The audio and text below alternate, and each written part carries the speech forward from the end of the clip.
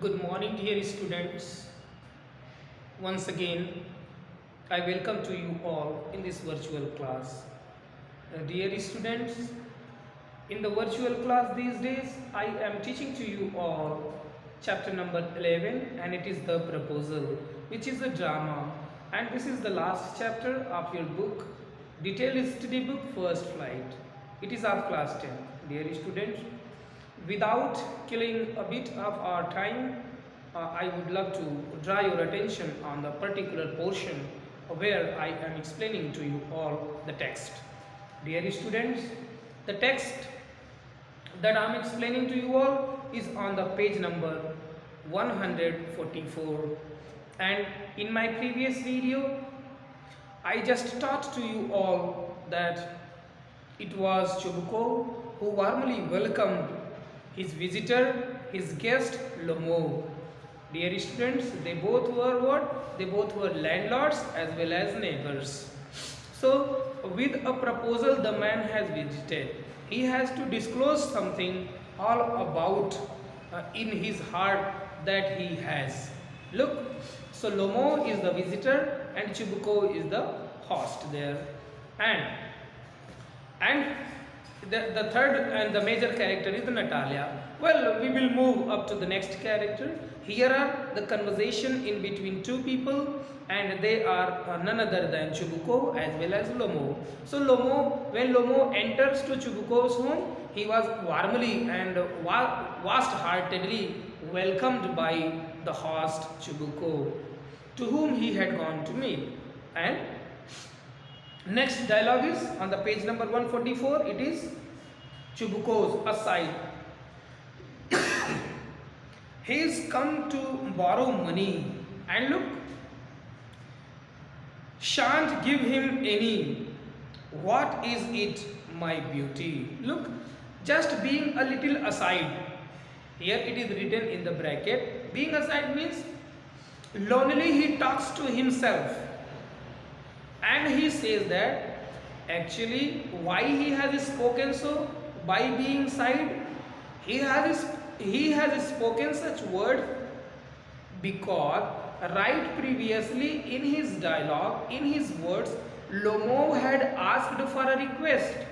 What generally we notice in our society, dear students, is that when we become very graceful to anybody in our company and we ask for some request, we ask for some favor, generally we think that the man would ask some money. This is what the message the playwright has given you, the writer has given you, and this dramatist has given you.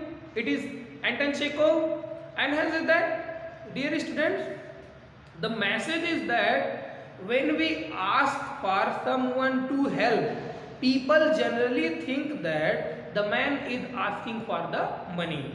So when he had spoken that he was there with a request for a help, then being aside, the man spoke to himself and said that he will not give any money to the man, to Lomo.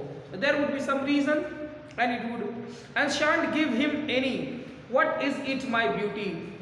And by calling him beauty, by calling him what? Beauty, it just says that, tell me, what was the reason? What was the reason?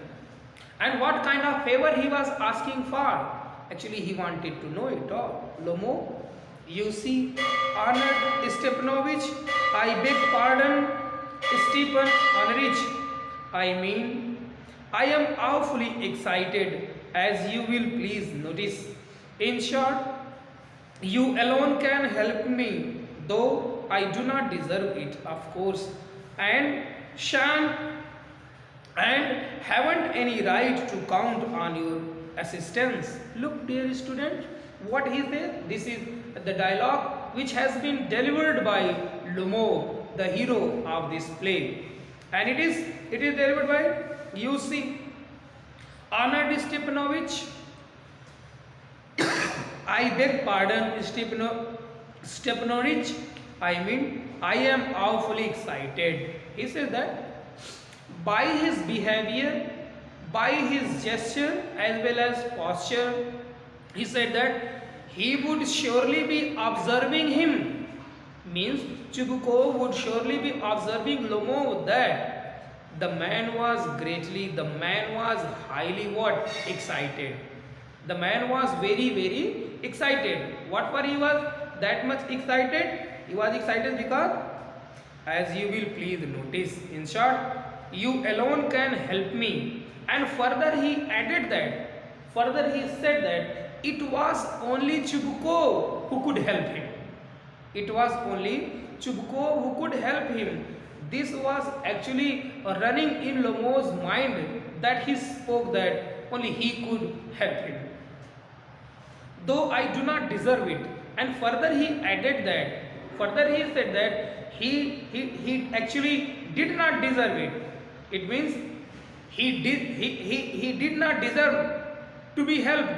Even then, he had visited him. He had visited him what for? Having a will in his heart that he would surely be helped by the man.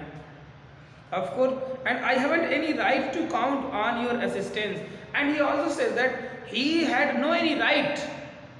He had no any possession. He had no any right in that perspective as well. That he said that he had spoken, because right before this, by saying these words, it becomes very clear and very apparent that man was already helped by Chibuko. Lomo was already helped by Chibuko. This is why again he was asking for actually the help from the man, and this was the reason that the man reflected that actually he wanted not to help the man. Now it is Chibuko. Oh, don't go round and round it, darling. Spit it out well. Look, then Chibuko says, with the explanation you must have heard and you must have observed that, my dear student, Lomo was in hurry.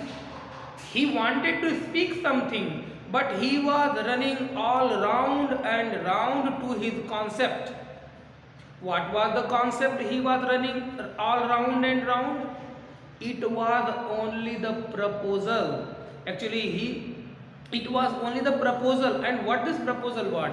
The proposal was that he had simply to say that he wanted to marry his daughter Natalia. But look, but he was shocked. He was surprised. And you can call it in simple words. He was nervous. And due to this, he was unable to speak what he wanted to speak. After observing this complete phenomena, it was Chibuko, Natalia's father, who spoke to the man very clearly, very apparently, was that, oh, do not go round and round. He said that actually do not make the things chaotic. Do not make the things, very lengthy. But in short, in precise, in a little words, you need to explain what you have come. This was all that he spoke. And darling spit it out well. And he spoke him clearly what actually he wanted to speak. He has to speak. He has to speak what actually he wanted to speak. So he did not want to go the things all round and round, but to be apparent and precise, apparent and brief, so far so that he could understand the thing what for he had visited his home. Okay.